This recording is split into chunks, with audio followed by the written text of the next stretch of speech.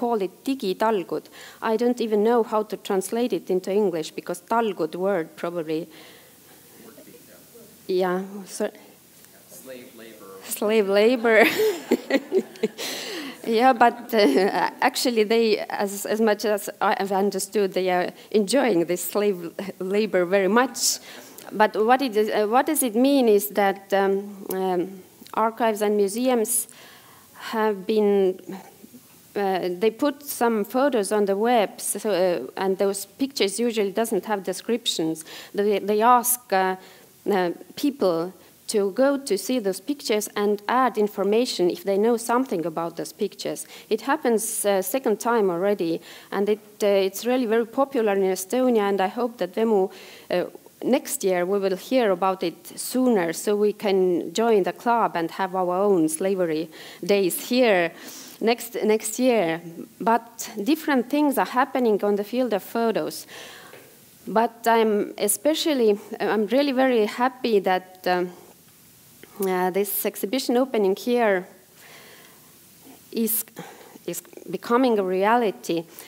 Actually, it started somewhere a year and a half ago, I think, when we met with Peter and his family at Taavi's home, and I knew that Peter is taking very nice pictures. We all know them from the Estonian newspaper and some other places.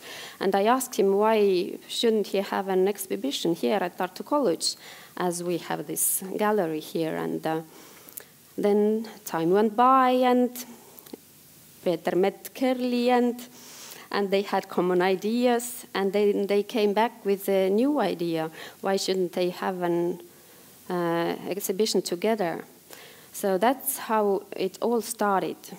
But today, before you can go back to the pictures, I think that some of you have seen the exhibition already. But before we can go back and to see this nice exhibition, I will ask our artists, our photographers, Peeter Põldre and Kerly Ilves, to join me here on the podium, and we will have a small interview. So first round, and I'd like you really to introduce you, not just to say what's your name, but who are you, why are you here, and what have you been doing before you happened to be at Tartu College? So, Kerly. At first, sorry about my English. As you know, I'm a native Estonian, and I have been here for almost 2 years, going back and forth, sometimes back home Estonia. So, how I started photography, was that one of the questions?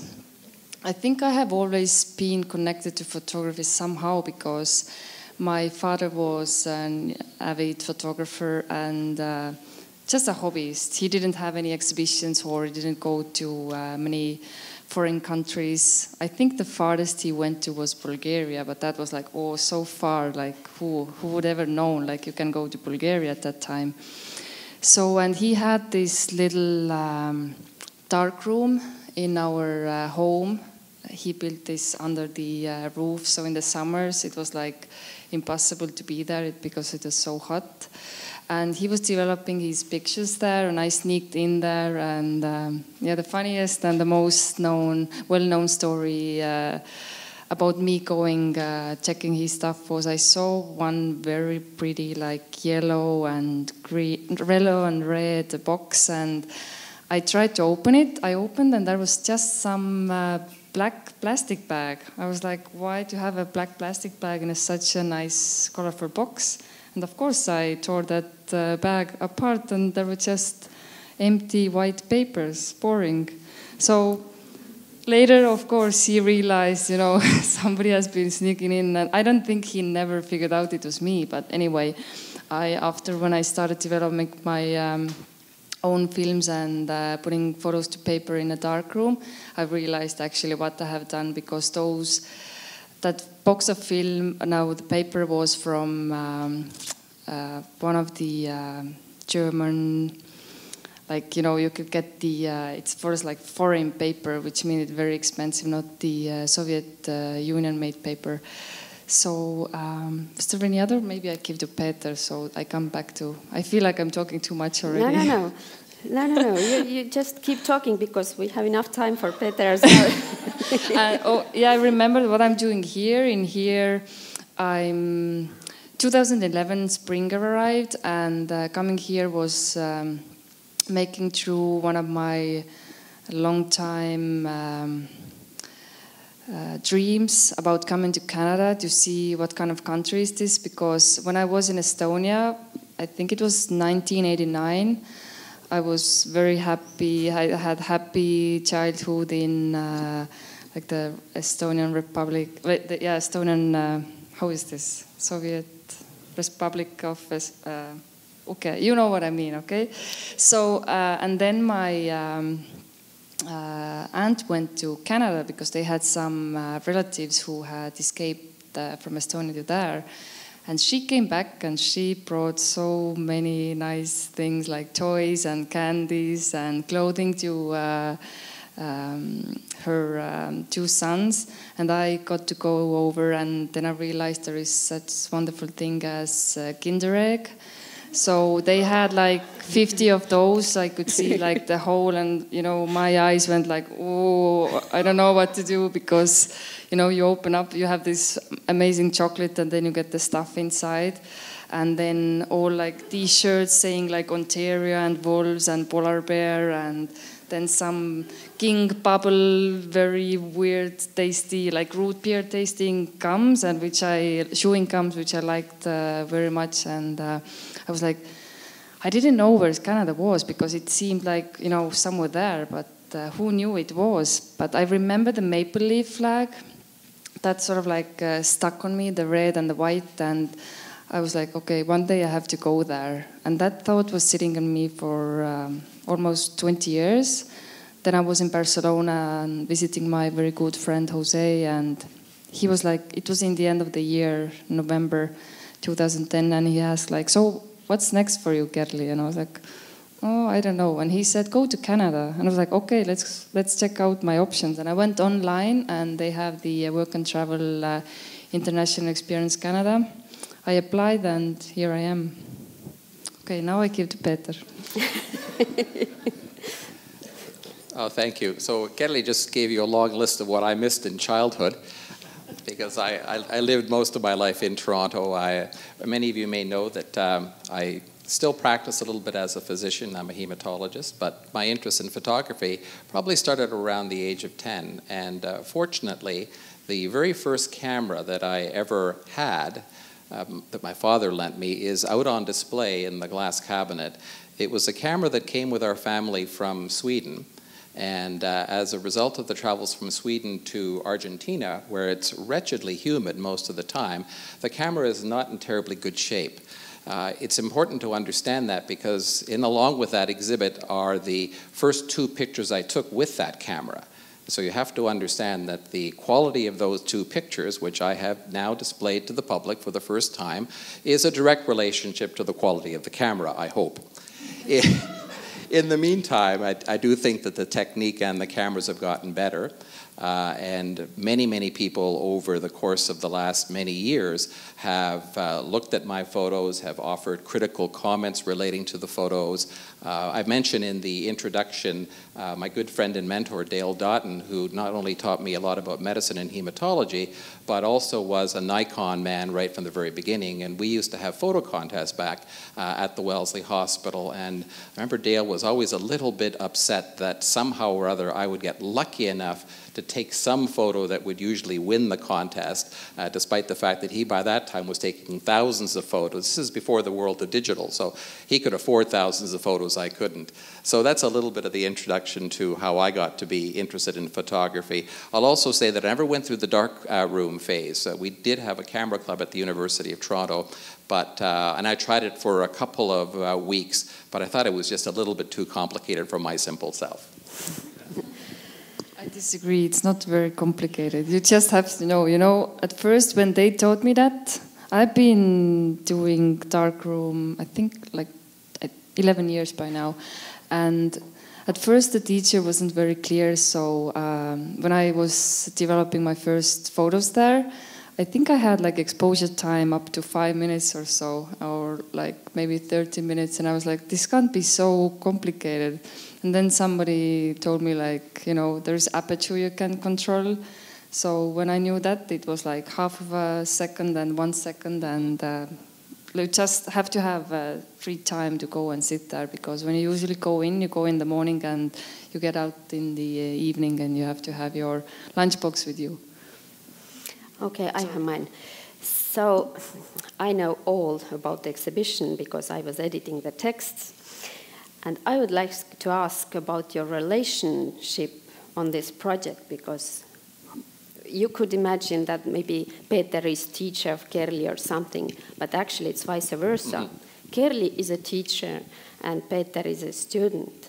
So please talk about that student-teacher relationship. Well, that's actually a very important question, because I think it runs to the root of our relationship. I was just planning on retiring from most of my administrative career at the hospital when I met Kerly, and I immediately latched onto the fact that I needed a teacher. I needed somebody who could not only look at my photos and critique them, or as in the Estonian, pakub kommentaari, but at the same time be able to sort of help with some of the technical things that I had quite frankly been very lazy about in my amateur development. So it's very, very true that Kerly is the teacher. In fact, some of the working titles of this exhibit, which do not appear, involve that concept of teacher-student, Estonia-Canadian, the various contrasts that we offer above and beyond that she shoots with Canon and I shoot with Nikon. So the teaching aspect is very important, and I think it's extremely important and really quite an honor to be having this exhibit at a place like Tartu College, because I think it does emphasize that we all have the capacity to learn no matter how many gray hairs we have. As long as we're willing to admit the fact that we need to learn, we can always be better at what we do. But the most important ingredient typically for most people's learning is someone who will be able to provide honest, sometimes brutally honest feedback about the efforts that you're taking. And that would be Kerly. Yeah. So Peter actually, well, first, I never actually agreed on this student-teacher relationship, because how can I be a teacher to somebody half of my age?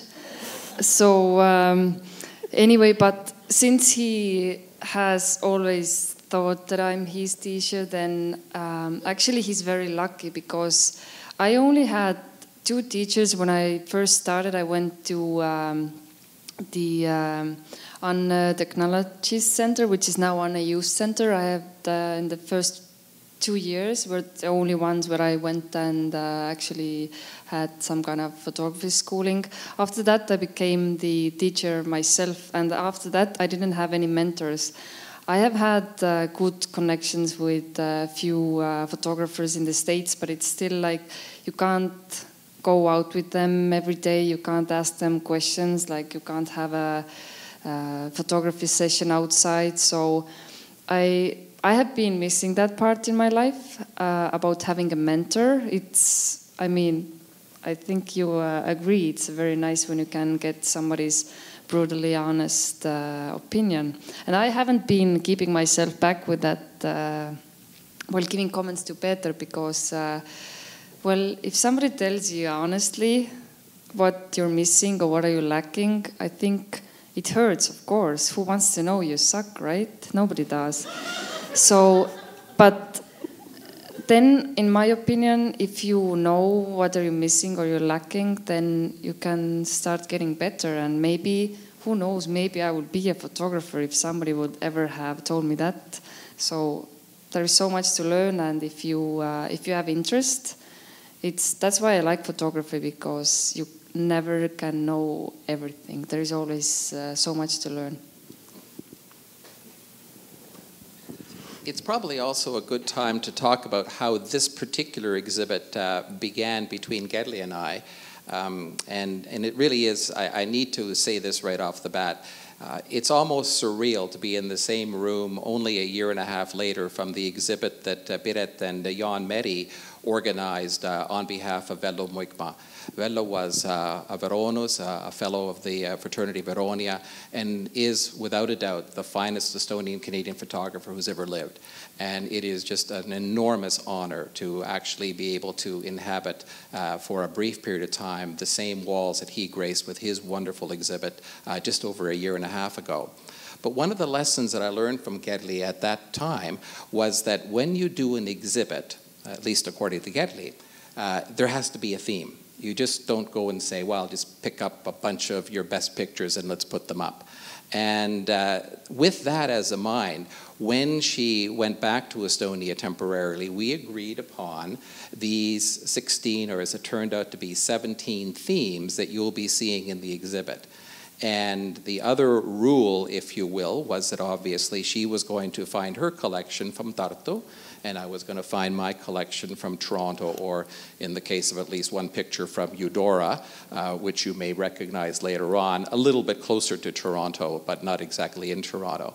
And it was that thematic rigor that I found as a student was particularly valuable, because for many of these pictures, I actually had to go out and think and say, okay, what am I going to do? Where am I going to take a sunset picture in Toronto? And where am I going to do a night picture? Or what am I going to do in terms of that?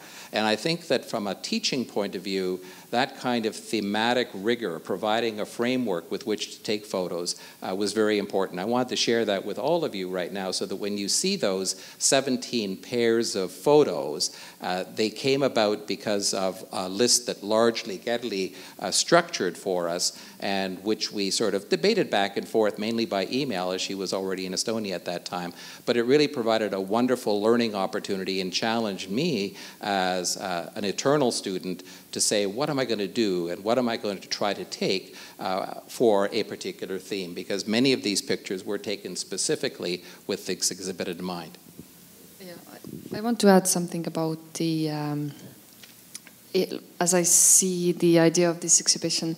Well, in that case, actually it comes out pretty well that I'm the teacher and you're the student, because what I had to do, I had to go home and I had to go through my 10,000s of photos I have been taking of Tartu ever since I started taking pictures there. And I think out of 17, only one photo I had to go out and take specifically for this exhibition, because for me I wanted to have like retrospective of Tartu, of the photos, which show my very first maybe 2003 shots, and then, you know, very different years and times.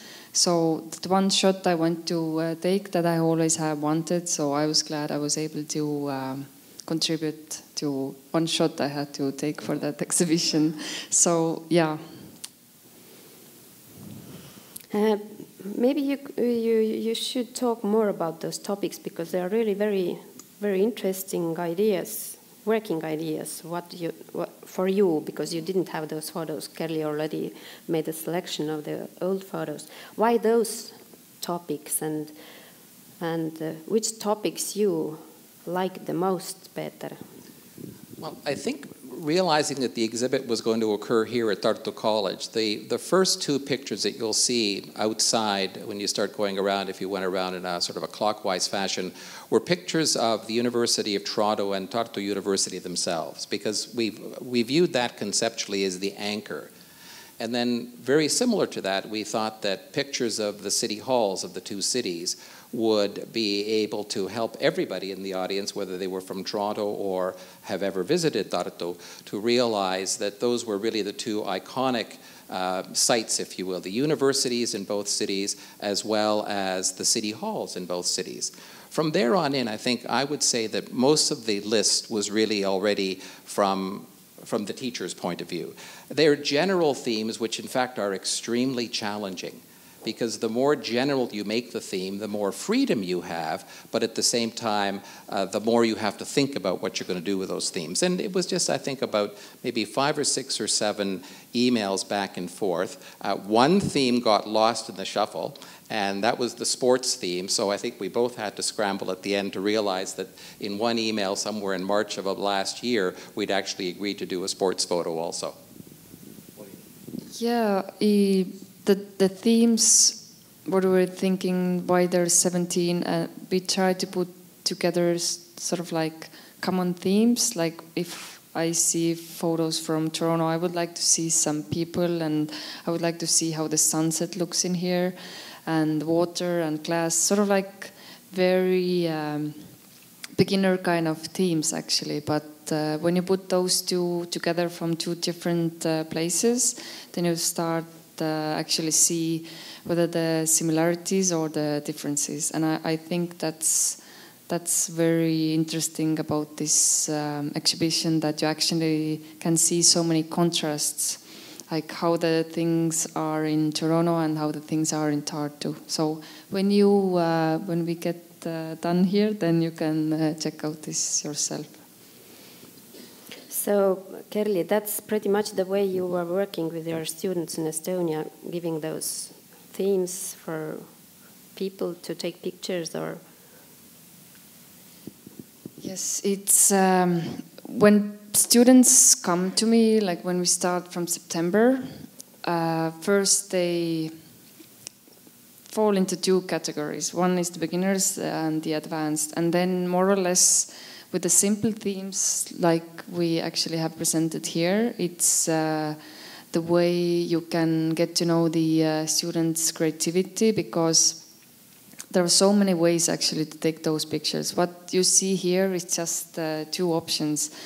We all have our own ways of seeing things and being creative. So if you would all take pictures, we will get so many different angles and maybe even colors and evening or morning. So it's how you get people actually to think, because these are very easy, but you can go like have much harder themes to take pictures of. For me as an archivist, the picture is first and foremost, it's a document about some historical moment or a person or a place. I understand that if photography as an art, it's a little bit about that, but it's a little bit on other things as well. If you are taking pictures, what's most important for you? For me, probably still capturing that particular moment. Sometimes I see, like today, I think we saw a few interesting people while we were walking here. I didn't take any pictures. Sometimes when I don't take pictures, I call them memory pictures, because I just take a picture with my mind and it will be stuck with me. But when I usually, because I think I like the pleasure of the thing I have been taking pictures. All the pictures I have, which are there, I have let them to be in my external tray, because they whether remind me of that particular moment in my time, or that travel, or fun things we did with friends, or the travels I go. But the documenting, you said, for you, photographer is mostly documenting something. Well, I think that's the thing I'm doing in my life also. I'm documenting my life, and maybe when I'm as old as Peter, I will have a book published or something, and I'll be like very important, and who knows. So, but for me, actually, I think yesterday while I was putting up the exhibition with Davi here, at one point I started thinking that photography is very nice, but it's very accessible. So many people can do photography. Like, I think all of you have some kind of camera, snapshot, or DSLR. But for me, I would like to put my photos to work. Like, if somebody will even hire me. Oh, can you take photos of my restaurant or something? Like for me, when you actually can take a picture of something and somebody finds this useful and maybe their life becomes better through that, then for me, if you can do something with photos, that's for me the most important thing. Even if, you have a wedding, you take... I was just home 2 weeks ago, and the reason I went there was that my cousin, who has been living in United Kingdom for 10 years, she came to marry in Estonia with the husband, the future husband, now the husband. And I took photos, their wedding photos. It was the busiest wedding session I have ever had. When I went home, I had only one shot left in my 38 gigabytes I took that night. And they went home, and then I started getting emails and texts about like, Kerly, you did a wonderful job, because no one ever would have captured our special day like that. And when I showed that work, they said like, oh my God, they should be on the front of a magazine or something. So for me, hearing something like that coming back from people, I was able to change their life at that day, to be able to give them those photos of themselves at that special day. It's, I think the word moment is really critical in what Kerly just said, because of course, by definition, a photograph is capturing a particular moment in time. And that has enormous meaning, hopefully, not only for the photographer, but also for the people, or sometimes not the thing that was captured at that particular moment. It's also important to realize that one needs to have a venue with which to share that moment. And I think that for me especially, that venue began to happen several years ago. And I think Guy Kiilaspea is in the audience right now.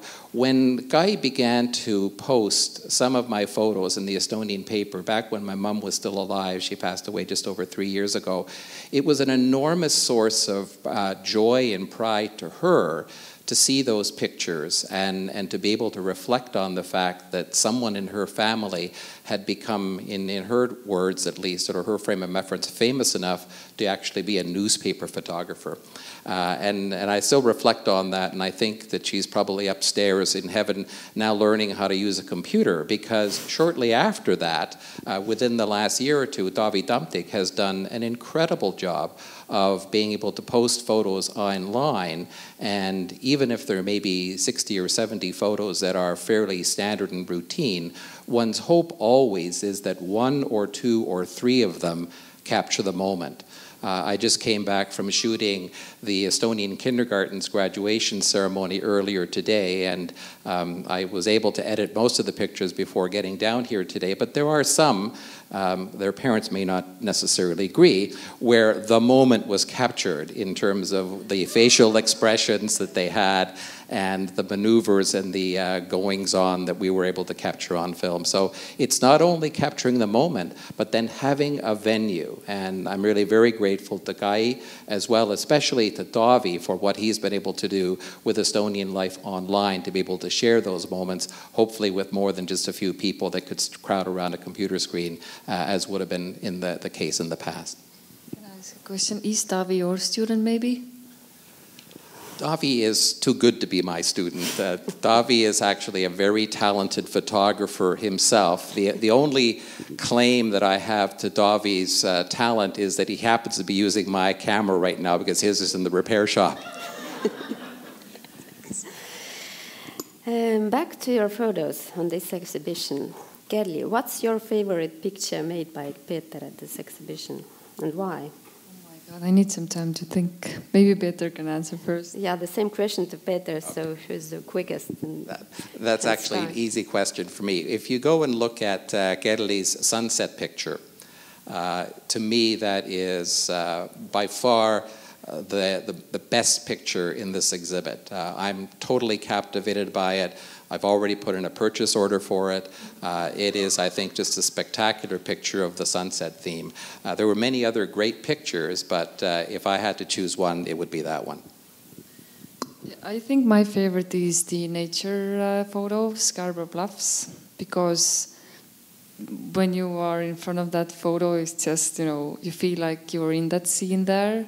And actually we were there together. This was my first time, I think also yours first time. So we went there and we were expecting a very nice sunny day, and what we got the biggest and the thickest fog you can ever get probably there. But we were very happy because we had marvelous shots, though I was slightly undressed for that time there because I got very underdressed. I can't remember, what did I say? I said underdressed? Okay.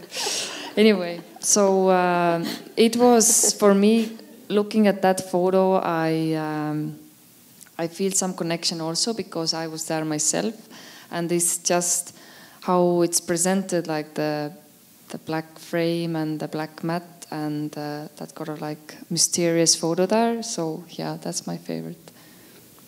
Any funny stories behind those photos? Because behind every photo there is a story, at least one, maybe more. Any funny stories?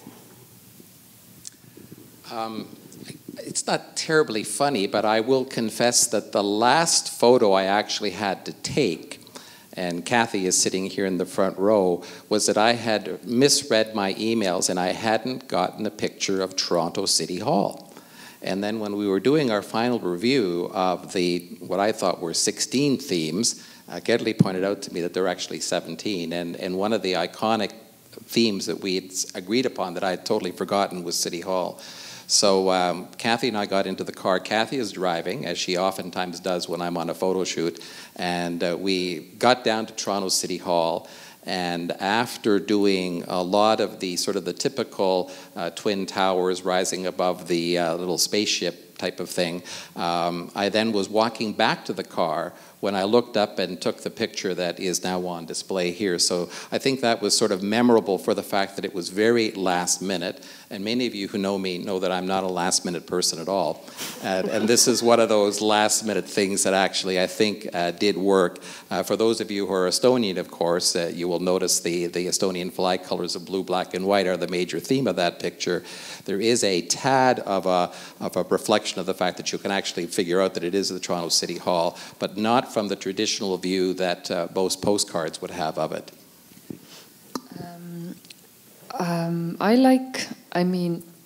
Peter, just when I was listening to Peter, I started to think about the fact that what I also like very much about photography is the speed and being at the right moment at the right time, and your camera is clicking away when you want this to happen. And with the writing photo, Kirjutis, this is exactly what happened, because I was trying to get some nice shots, and I saw the skateboarder there, and then there was a writing on the wall saying hip hop is alive. Like in Estonia, we don't have very many good quality graffiti on the walls. They just do some, like everybody can write down some words. It's not anything pretty, you will see yourself. And then at that moment when I was clicking away, the skateboarder was at the right side of the frame. And then you can see the text, and then you can see the stereotypical Russian, I call them babulias. I don't know if you understand what does that mean, like old ladies. Babushka, da. So she was just passing the text, and you can see like the rebellious youth, and then the writing, which was deep, because yeah, hip hop is alive. Hip hop never gone anywhere, so it's true. And then you see that old woman passing by who probably even wouldn't understand why somebody wants to slide on the street with 4 little wheels, and why you have to write anything on the building walls. So for me, that I was able to capture sort of like those 3 sides was very important. Not a funny story, but something that mattered to me. Both of these discussions pause for me to remind all of you that we have handouts, both in Estonian and in English, that provide a short paragraph of description about why we took the photos and in some cases what the technical specifications were. So please make sure that when you go out to see the photos that you actually take a handout. They're both black on white paper, but if you look carefully, one will be recognizable and the others will be more recognizable to those who only speak English.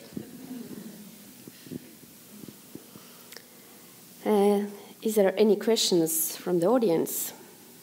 There is a possibility to ask questions. You can think about it. I would ask about your future. I'm sure you keep taking pictures, that's for sure. That's what we all do, actually. But any plans concerning exhibitions? There was the word book already flying somewhere. So any plans how you can show your photos to people? Well, I have two sides to that story. My life in here in Canada it will come to an end in August because my visa will be expired, and then I have to go home, and that's the sad part because of course I like it here and I would like to do something. So if anybody wants to hire me from New Year with my special skills, so my email is down there, and let's work something out and let's get me a new visa. Anyway, but when I go home, it's that time when again the classes start, children go to school, and I haven't actually been doing the photography class for 2 years, and I will be getting back to that in September until the end of the year. Then I will come back here, okay? And I have many plans, but in Estonia it's very hard to get people sort of like going with let's do something, let's have some exhibition. Like I was very inspired last year in March when Jaak Järve, who I saw was coming here. He had this very nice photo exhibition show in Eesti Maja, which for me was a new experience. And I liked that different photographers or people who like to take pictures, they came together and they presented their photography, and people were able to buy those. I was very happy because I made some sales there. And it was just fun event to have for 2 days, and somebody's there in present, and you come in, you don't have to pay for the ticket or anything, but you can actually get with a very reasonable price nice picture for your wall. But in Estonia, I would like to do something that myself, because in Estonia, I don't know that people sell their photographs like that at all. I would like to throw such event and see if people would really buy, or if they would, like the other photographers who will be participating, if they will be able to sell their photos and what kind of price they will have. Like I would like to show them something like how it's done in this side of the world. And if I can manage, I would like to definitely have a photography exhibition. I'm still feeling a bit like I haven't completed something, but it's very difficult to get a nice exhibition place in Estonia, because all those important places are booked. But I have been working on getting my project, which is about Estonians living in Toronto. I took 13 portraits and I had interviewed with 13 different people.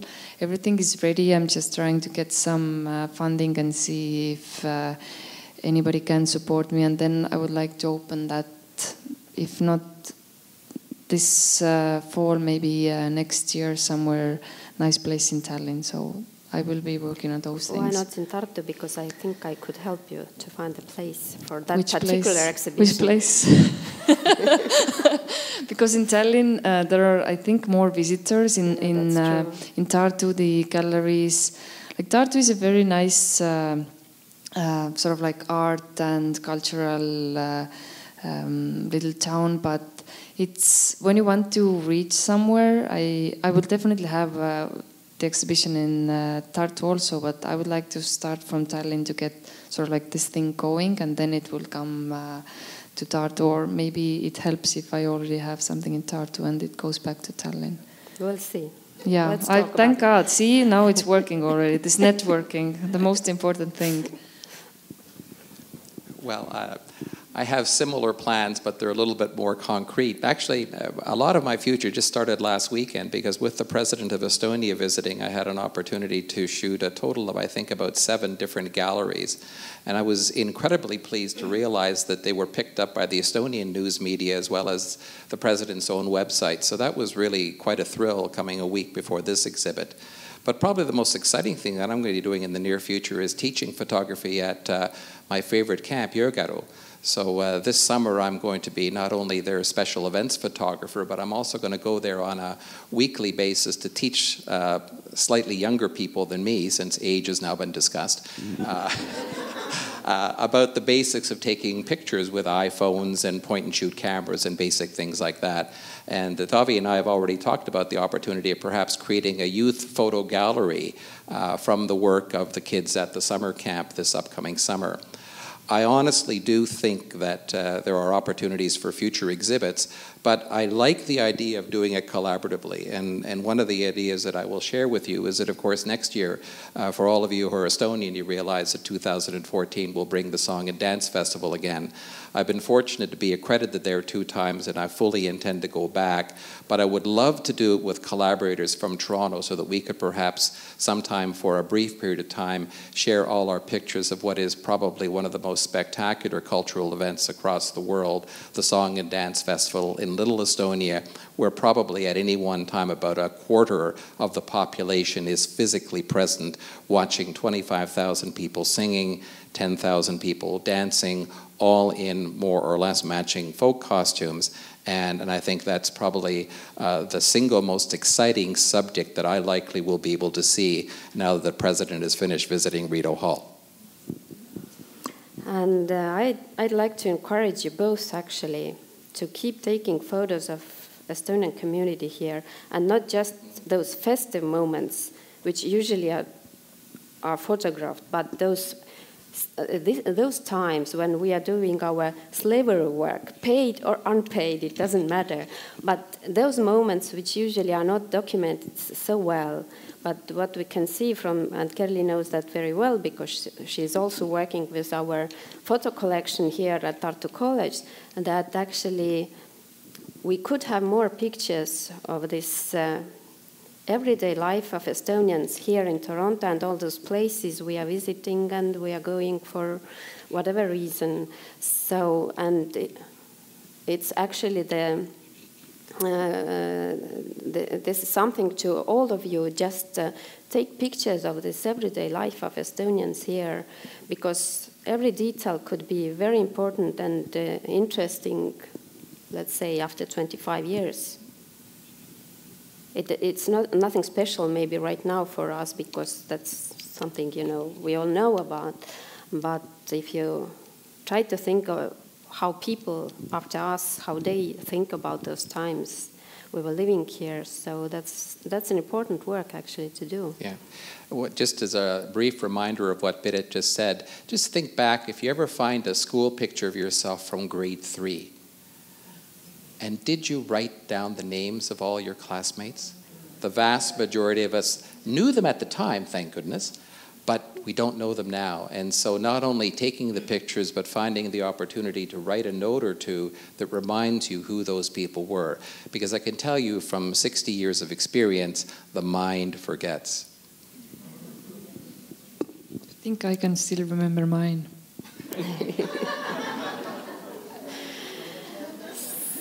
So, any questions now? You can ask them, of course, privately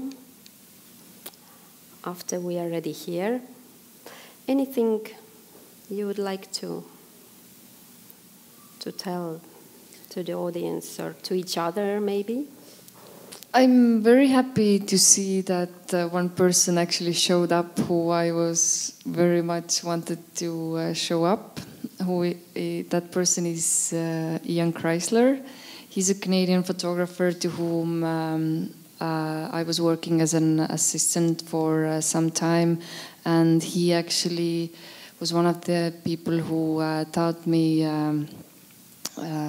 much more than I knew before, and actually took me to places I would even never can dream about going in Estonia.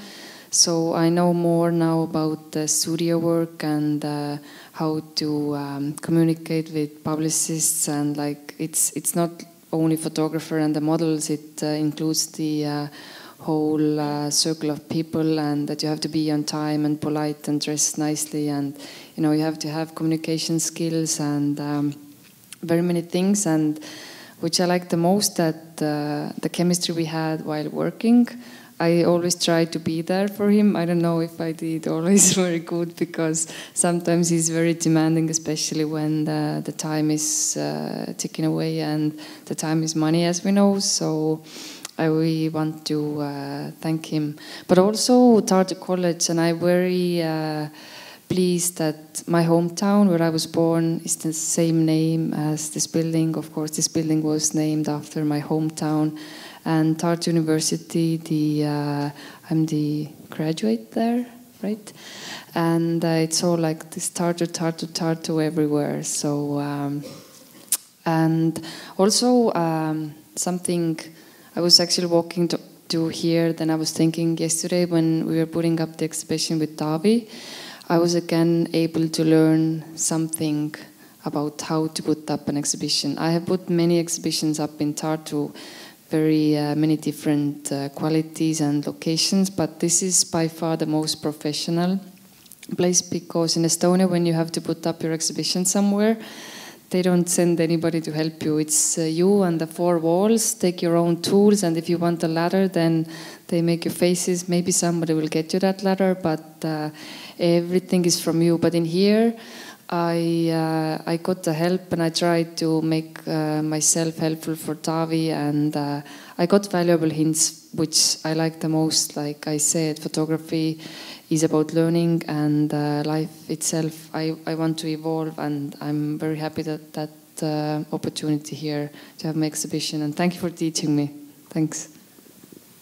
We should also thank all of you, because it really is very special on an occasion like this, me especially for my first exhibit, to see so many faces in the audience that I've known from various walks of life. It really is very special that you take a precious spring day like this and miss watching the Blue Jays losing again, or any other activity that you would have otherwise been doing during this precious time. So thank you all. I think we've already said thank you to the very special people, Jaan Meri for the grand vision that he has for the success of Tartu College, Piret Norhani for what she's been able to do, nominally as the archivist, but really I think as a cultural iconist for everything that's been happening in Toronto. Kerly Ilves for helping to put some things from a mum to see in the hard copy paper.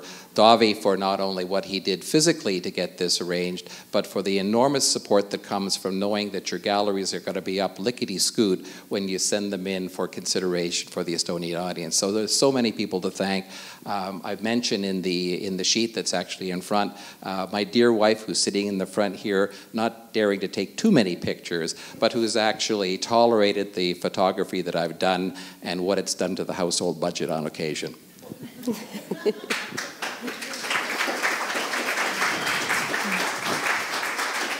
Take it on.